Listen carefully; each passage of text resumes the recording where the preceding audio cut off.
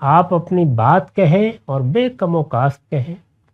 اس میں معیاری یہ ہے کہ بے خوف لومات لائم، ملامت کرنے والوں کی ملامت کی پرواہ کیے بغیر لوگ کیا کہتے ہیں، کسی بات کو کیسے لیں گے، اس میں حکمت کے پہلو سے 10 باتیں سوچی جا سکتی ہیں، لیکن جو کہنے کی بات ہے وہ کہی جائے گی، جو بتانے کی بات ہے وہ بتائی جائے گی.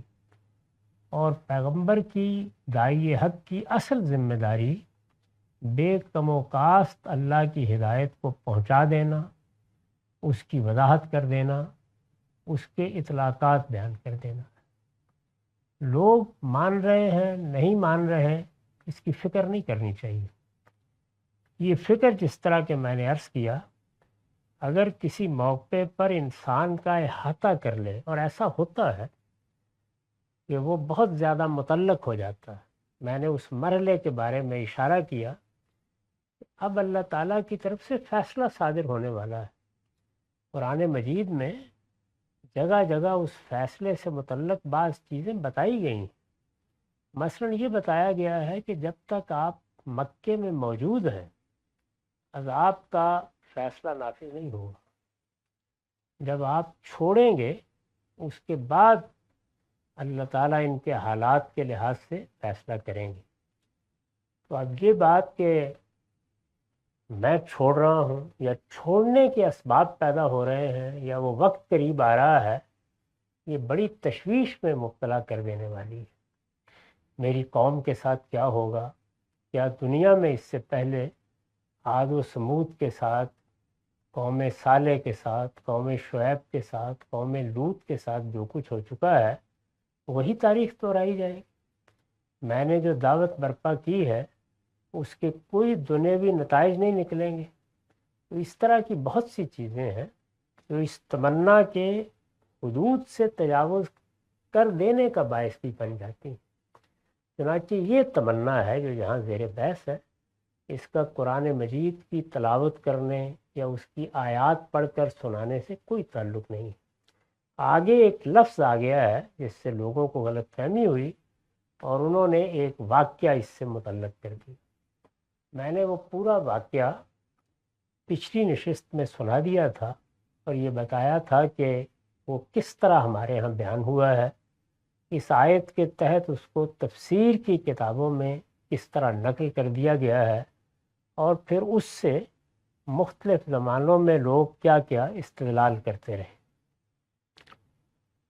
میں نے یہ عرض کیا تھا کہ واقعہ جو ہمارے ہاں بیان کیا گیا ہے اس میں دو چیزیں ہو سکتی ہیں، اور دونوں کے شواہد موجود ہیں، وہ ہو جاتی ہیں.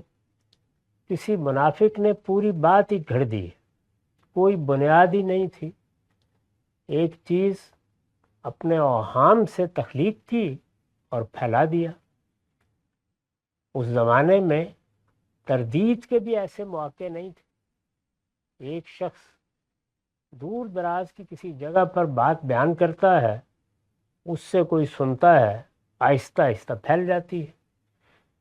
چنانچہ یہ بات تحقیق سے ثابت ہو چکی ہے کہ رسالت مآب صلی اللہ علیہ وسلم کے بعد تابعین، تبع تابعین کے زمانے میں یعنی پہلی صدی میں بہت سی چیزیں لوگوں نے اسی طرح کھڑ کر پھیلا دیں.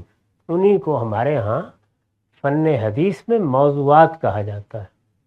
اس کی بڑی ضخیم کتابیں ہمارے علماء نے ترتیب دے دی ہیں جن کے بارے میں انہوں نے تحقیق کر کے یہ بتا دیا ہے کہ یہ سراسر بہتان تھے. ان میں بعض باتیں بہت اچھی باتیں ہیں بظاہر، لیکن وہ گھڑی ہوئی ہیں، یہ موضوع روایتیں ہیں. یہ ایک پہلو ہے. ایک دوسرا پہلو یہ ہے کہ بعض اوقات کوئی واقعہ تو ہوتا ہے لیکن اس واقعے کو اسی طرح کے منافقانہ ذہن رکھنے والے لوگ کچھ سے کچھ بنا دیتے ہیں. یعنی کچھ بات تھی، اس کو اٹھایا اور اٹھا کر اس کو رنگ آمیزی کے ساتھ بیان کر دی. میں نے یہ بات بھی پچھلی نشست میں عرض کی تھی کہ ہمارے ہاں اس پر بہت سے اہل علم نے کلام کیا ہے. مثال کے طور پر امام راضی نے اس پر گفتگو کی ہے، زمخشری نے کی ہے، اور بڑے اکابر مفسرین نے جر و نقد کر کے بھی اس کی بعض غلطیاں واضح کی ہیں۔ ہمارے ہاں اس میں سب سے اچھے طریقے سے بہت تفصیل کے ساتھ مولانا سید ابراللہ صاحب مودودی نے تفہیم القرآن میں اس پوری روایت کا محاکمہ کیا ہے۔ وہ چونکہ اردو میں ہے تو اس کو تفصیل کے ساتھ لوگ پڑھ سکتے ہیں۔ اس میں اس پہلو کو بھی موضوع بنایا گیا ہے کہ اصلاً کیا کچھ ہوا تھا۔ چنانچہ بظاہر یہ معلوم ہوتا ہے کہ رسالت مآب صلی اللہ علیہ وسلم نے جب سورہ نجم پڑھی ہے تو یہ پڑھی ہے، یہ واقعہ تو ہوا ہے۔ یہ بیت اللہ کے صحن میں کھڑے ہو کے پڑھی ہے، یہ بھی بالکل قرین قیاس ہے۔ رسول اللہ قرآن مجید دوسرے مرحلے میں یعنی انذار عام کے مرحلے میں ایسے ہی پڑھ کے سناتے تھے۔ آپ کی دعوت کا ذریعہ قرآن ہے، اس کو خود قرآن نے بیان کیا ہے۔ اس میں وہ جگہ بھی آ جاتی ہے جس پہ لات، منات اور عزا کے بارے میں اللہ تعالیٰ نے تبصرہ فرمایا ہے، وہ اب بھی قرآن مجید میں موجود ہے۔ اور اس طرح کے بتوں کے معاملے میں فرشتوں میں سے جن کو وہ پوچھتے تھے، قرآن مجید میں جگہ جگہ تنقیدی تبصرے کیے گئے ہیں۔ اس موقع پر بھی قرآن مجید کا وہ حصہ لوگوں نے سنا ہے۔ بیان یہ کیا جاتا ہے کہ اس وقت قریش کے بڑے بڑے لوگ وہاں موجود تھے، یعنی ایک اچھی مجلس تھی جس میں رسول اللہ کھڑے ہوئے اور آپ نے سورہ نجم پڑھنا شروع کر دی۔ سورہ بڑی غیر معمولی ہے، اس میں بڑا زور کلام ہے، وہ ایک بے نظیر ادب پارہ ہے۔ اگر آدمی عربی زبان جانتا ہو تو وہ سحر کر دینے والی سورہ ہے۔ چنانچہ اس طرح کی صورتحال میں آخر میں جب رسالت مآب صلی اللہ علیہ وسلم پہنچے ہیں اور اس میں سجدے کی آیت آئی ہے تو آپ جھکے ہیں، اور یہ معلوم ہوتا ہے کہ اس سحر کی حالت میں سننے والے بھی جھک گئے۔ تو یہ معاملہ چونکہ بالکل اضطراری طور پر پیش آیا تو اب ظاہر ہے کہ بعد میں دائیں بائیں سے لوگوں نے پوچھا ہوگا کہ تم لوگ تو مورچہ باندھے ہوئے تھے، یہ ہوا کیا ہے تمہارے ساتھ؟ یعنی محمد کی مجلس میں وہاں قرآن سنتے ہوئے تم نے اس طرح سر جھکا دیے، تم بھی سجدے میں گر گئے، تم نے بھی قرآن کی عظمت تسلیم کر لی۔ تو اس موقع پر پھر اپنی خفت مٹانے کے لیے اس طرح کی کوئی بات غالباً وضع کی گئی کہ ہم نے تو اصل میں اپنی دیویوں اور اپنے دیوتاؤں کے بارے میں یہ مدح کے کلمات سنے تھے، اور پھر وہ بیان ہو گئے۔ تو بظاہر یہ لگتا ہے کہ اس طرح کا معاملہ غالباً ہوا، اور اس میں لوگوں نے یہ بات وضع کر لی۔ ہمارے پاس اس وقت اللہ کی کتاب موجود ہے، اس میں اس طرح کی کوئی چیز نہیں۔ اس واقعے کو تنقیح کے بغیر چونکہ لوگوں نے نقل بھی کیا ہے اور اس کو تفسیروں میں بھی جگہ مل گئی، اس لیے بعض لوگوں نے اس کی بنیاد پر پھر شیطانی آیات قسم کے کچھ تصورات پیدا کیے۔ تو میں نے یہ عرض کیا تھا کہ آیت میں اس طرح کی کوئی چیز سرے سے زیر بحث ہی نہیں ہے۔ اس میں لفظ تمنا آیا ہے، یہ عربی زبان کا معروف لفظ ہے، یہ ہماری اردو میں بھی مستعمل ہے اور عربی سے آ کے استعمال ہو رہا ہے، یہ کوئی اجنبی لفظ نہیں ہے۔ قرآن مجید نے اپنے بارے میں جگہ جگہ بتایا ہے کہ وہ بے لسان عربی مبین ہے، یعنی واضح عربی زبان میں معروف لفظ معروف معنی میں اس میں استعمال کیے گئے ہیں، اس میں کوئی اس طرح کے شواذ سرے سے ہے ہی نہیں ہے۔ اس وجہ سے جو لفظ کے معنی ہیں ہر لغت میں لکھے ہوئے ہیں، ہر عربی زبان جاننے والا جانتا ہے، اس کو ایک مجہول قصے کی بنیاد پر کیسے تبدیل کیا جا سکتا ہے؟ تو اس کا وہی ترجمہ کرنا چاہیے جو اس لفظ کا فی الواقع ترجمہ ہے۔ تمنا کی میں نے اس کی وضاحت کی تھی کہ نبی کی تمنا کیا ہو سکتی ہے، اس کو بھی قرآن کی روشنی میں دیکھنا چاہیے۔ وہ تمنا یہی ہوتی ہے کہ میری مسائی برابر ہو جائے، میری بات لوگ مان لیں، قبول کر لیں، قوم کے ارباب حل وقت زعماء اس کی قیادت میری بات سنیں اور ایمان لے آئے۔ میں نے اس کو بیان کیا ہے اس طرح سے چنانچہ وہ ہر صبح اس آرزو کے ساتھ اٹھتا ہے کہ آج کسی عتبہ، کسی مغیرہ، کسی عمر یا عمر کو اللہ ضرور یہ سعادت عطا فرمائے گا کہ وہ اس کی دعوت کو قبول کر لیں۔ کہا جاتا ہے نا کہ سیدنا فاروق رسول اللہ کی دعا تھے، یعنی آپ کی خواہش تھی کہ یہ یا ابو جہل یہ ایمان لے آئے۔ یہ تمنا ان کے بارے میں بھی اور موقعوں پر بھی خاص حالات میں پوری شدت سے پیدا ہوئی ہوگی۔ اس تمنا کا پیدا ہونا یہ بالکل مطابق فطرت ہے، اس پر کوئی اعتراض نہیں کیا جا سکتا۔ لیکن جب یہ تمنا پیدا ہوتی ہے تو انسان کے بعض اوقات احوال پر، بعض اوقات اس کے اعمال پر، بعض اوقات اس کی مسائی پر اس کے اثرات پڑتے ہیں۔ میں نے اس کی مثال دی تھی کہ رسالت مآب کے معاملے میں ایک واقعہ پیش آ گیا جس میں بڑے بڑے عرب کے سردار، ان کے زعماء آپ کی مجلس میں تھے اور آپ دعوت پیش کر رہے تھے، ان کے سوالوں کے جواب دے رہے تھے۔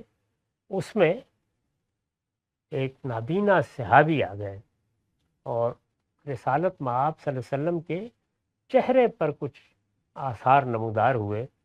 اللہ تعالیٰ نے اس پر توجہ دلائی اور تنبیہ کی ہے کہ ایسا نہیں ہونا چاہیے، کسی حال میں بھی انہی لوگوں کی طرف توجہ رہنی چاہیے۔ اس میں ظاہر ہے کہ اللہ کے پیغمبر پر کوئی عتاب نہیں ہے، عتاب کا رخ تو انہی لاخیروں کی طرف۔ یہ احمق یہ ہیں جن کے پیچھے آپ ہلکان ہو رہے ہیں، ان کو ان کے حال پر چھوڑیں، ان کے ساتھ اللہ نے جو معاملہ کرنا ہے وہ کر لے گا۔ یہی تعلیم ہر دائی کے لیے، یعنی قوم مذاق اڑا رہی ہے، استہزاء کا ہدف بنا رہی ہے، طرح طرح کی باتیں نکال رہی ہے، الزامات لگا رہی ہے، اتہام تک نوبت پہنچ گئی ہے، ان کو ان کے حال پر چھوڑیے، اللہ ان سے نمٹ لے گا، اپنا کام کرتے چلے جائیے۔ تو اس طرح کی صورتحال میں اللہ تعالیٰ نے یہاں پر بھی توجہ دلائی ہے پیغمبر کو۔ فرمایا ہے کہ وما ارسلنا من قبلک من رسول ولا نبی الا اذا تمنا القی الشیطان فی امنیتہ۔ ہم نے اے پیغمبر تم سے پہلے جو رسول اور جو نبی بھی بھیجا ہے اس کے ساتھ یہی معاملہ پیش آیا کہ اس نے جب بھی کوئی تمنا کی تو معلوم ہوا کہ ایسا فطری معاملہ ہے یہ کہ اس طرح کی تمنا ہر ایک کے دل میں پیدا ہو جاتی ہے۔ ایک خاص مرحلے میں آدمی چاہتا ہے، اس کے دل میں خواہش ہوتی ہے اس کی بات۔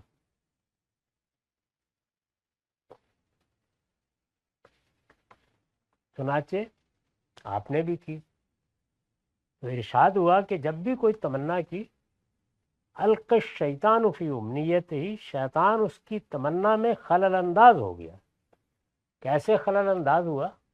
یعنی اس طرح نہیں کہ اس کی زبان پر کوئی الفاظ جاری کر دیے، نہیں، اس کی تمنا کے بر آنے کے راستے میں رکاوٹیں پیدا کرنا شروع کر دی۔ اس کا کام ہی یہی ہے۔ چنانچہ میں نے لکھا ہے، یعنی اس نے، شیطان نے، اس تمنا کے برانے میں رکاوٹ پیدا کرنے کے لیے قسم قسم کے شبہات، اعتراضات، طعن و تشنیع اور شگوفہ بازیوں کا ایک طوفان برپا کر دیا۔ ہمیشہ شیطان یہی کرتا ہے، یعنی وہ لوگوں کو آمادہ کرتا ہے کہ وہ بہتان لگائیں، وہ جھوٹ بولیں، وہ طرح طرح کے افسانے پھیلائیں، وہ باتوں کو توڑ مروڑ کر پیش کریں، وہ ان کو سیاق و سباق سے کاٹ دیں، اور اس طریقے سے ہر بات میں کوئی نہ کوئی منفی پہلو نکال کر وہ لوگوں کے لیے ایمان لانے کی راہ میں رکاوٹیں کھڑی کرنا شروع کر دیتا ہے۔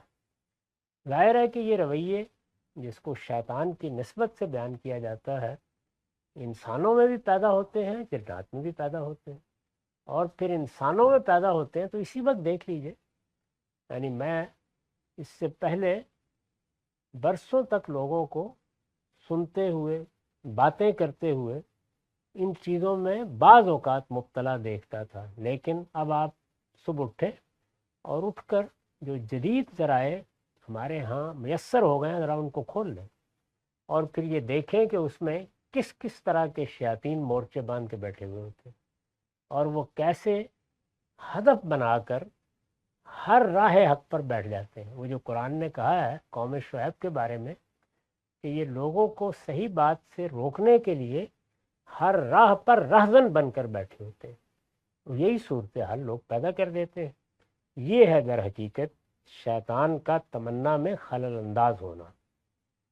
فرمایا کہ اللہ کے نبی اور رسول اللہ کی حفاظت میں ہوتے ہیں، چنانچہ مہلت ملتی ہے، موقع دیا جاتا ہے، اس میں بعض شیاطین یہ سب کام کرتے ہیں، شبہات کا، اعتراضات کا ایک طوفان اٹھایا جاتا ہے، لوگوں میں ایسی غلط فہمیاں پیدا کر دی جاتی ہیں کہ اچھی سے اچھی بات بھی کسی داعی حق کے حوالے سے کہی جائے تو لوگ اس کو سننے کے لیے تیار نہیں ہوتے، بلکہ بعض موقعوں پر حیرت ہوتی ہے کہ انسان اس حد تک سخت دل بھی ہو سکتا ہے، انسان اس حد تک حقائق سے بیدارہ بھی ہو سکتا ہے، انسان اس سطح پر جا کر بھی پستی کا مظاہرہ کر سکتا ہے۔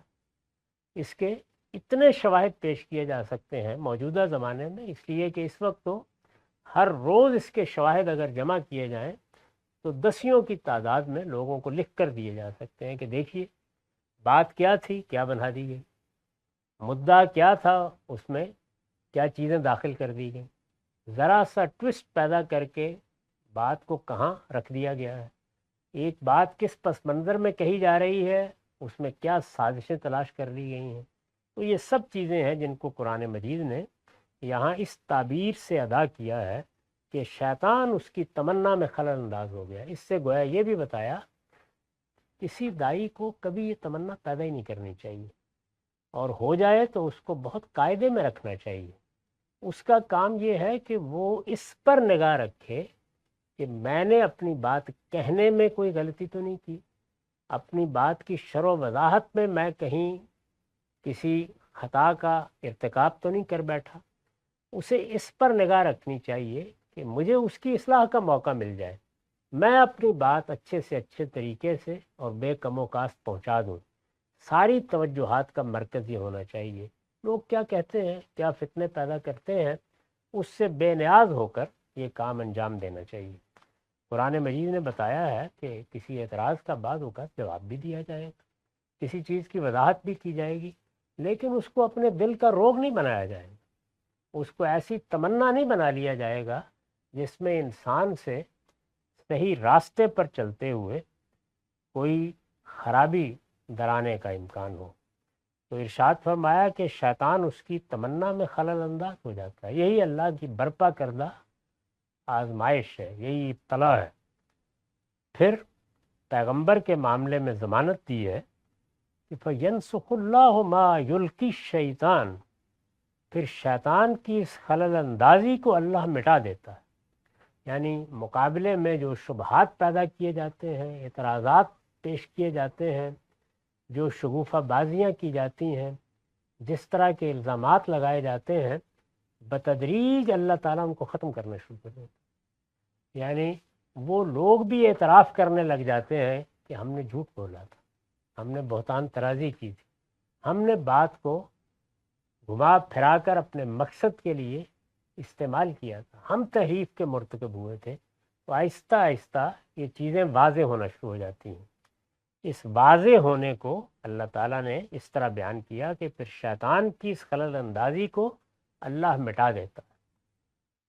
دعوت و عزیمت کی جو تاریخ خود اس مسلمان امت میں رسول اللہ کے بعد برپا ہوئی ہے، اس میں بھی بین ہی اسی طرح ہے، یعنی لوگوں نے طوفان اٹھا دیا، جو کچھ کہنا تھا کہا، بات نہیں پہنچنی چاہیے، لوگوں کو نہیں سننی چاہیے، لیکن بتدریج اللہ تعالیٰ اس کے فروغ کے خود اسباب پیدا کرتا چلا جاتا ہے، اور جو غلط باتیں کہی جاتی ہیں ان کی دائیں بائیں سے تردید ہونا شروع ہو جاتی ہے، تو اللہ اس خلل اندازی کو مٹا دیتا ہے۔ فرمایا ثم یحکم اللہ آیاتہ واللہ علیم حکیم، پھر اللہ اپنی آیتوں کو قرار بخشتا ہے اور اللہ علیم و حکیم ہے۔ اپنی آیتوں کو قرار بخشتا ہے یعنی جو صحیح دین ہے، جو صحیح بات ہے، جو صحیح طریقے سے بیان کی گئی ہے، اس کو اللہ تعالیٰ محکم کر دیتا ہے، وہ لوگوں کی سمجھ میں آنا شروع ہو جاتی ہے۔ اس کے بارے میں ترددات دور ہو جاتے ہیں۔ میں نے اس کی وضاحت میں لکھا ہے، یعنی اس کے پیدا کیے ہوئے، شیطان کے پیدا کیے ہوئے۔ پھر عرض کرتا ہوں کہ شیطان سے کوئی ایک خاص شخص مراد لینے کی ضرورت نہیں ہوتی، یہ اصل میں اس میں صفت ہے۔ ابلیس کے لیے بھی استعمال ہوگا، ابلیس کی ذریت کے لیے اگر وہ جنات میں سے ہے وہاں بھی استعمال کیا جائے گا۔